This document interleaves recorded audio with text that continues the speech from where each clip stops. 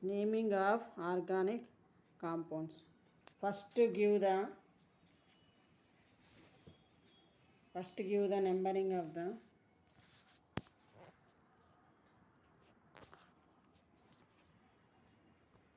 naming of organic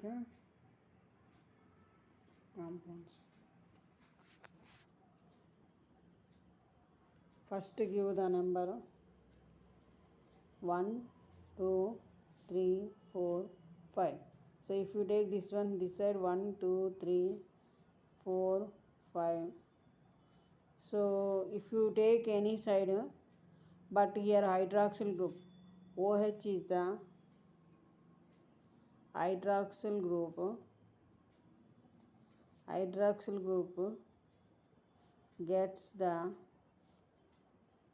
first priority. So give the numbering from 1, 2, 3, 4,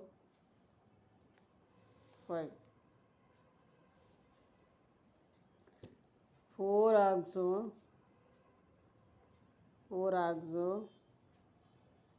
pentanoic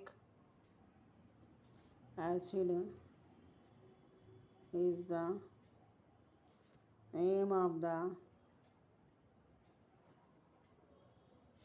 organic compound.